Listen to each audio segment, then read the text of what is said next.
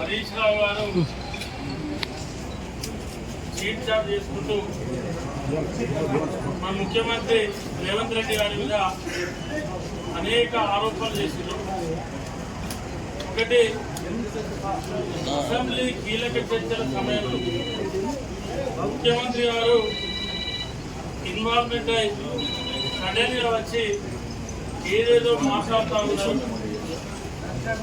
సభను డైవర్ట్ చేస్తూ ఉన్నారని చెప్పి వారు మాట్లాడుతూ ఉన్నారు. ఎందుకంటే హరీష్ రావు గారు అనేది మన ఆయన ఆ పార్టీ అంటే బీఆర్ఎస్ పార్టీ పుట్టకనే అబద్ధాల మీద ఉంటుంది పార్టీ.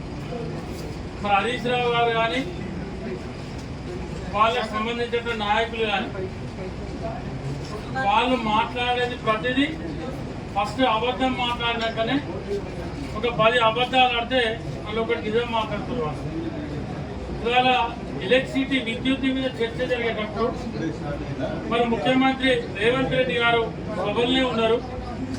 ఆ టైంలో ఆ సమయంలో ముఖ్యమంత్రి గారు ఏం చెప్పారు, మరి అప్పున్నటువంటి ఆనాడు విద్యుత్ అధికారులు, ఈ రాష్ట్రంలో ఉన్నటువంటి విద్యుత్ అధికారులు ఆనాడు కేంద్ర ప్రభుత్వంతో మేము మీటర్లు పెడతాం, మీటర్లను పెట్టడానికి మేము సిద్ధంగా ఉన్నాం, మరి మా రాష్ట్రం కూడా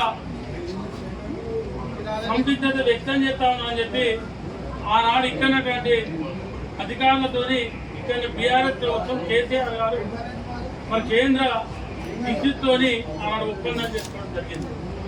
మరి అదే విషయం ఇవాళ ముఖ్యమంత్రి గారు మన సభలో నిన్న జరిగినట్టు మాట్లాడి చెప్పడం, ఆ పేపర్లను సభ ముందు ఉంచడం కూడా మరి జరిగినటువంటి విషయాన్ని ఈరోజు యావత్ తెలంగాణ రాష్ట్రం అంతా కూడా చూడడం జరిగింది.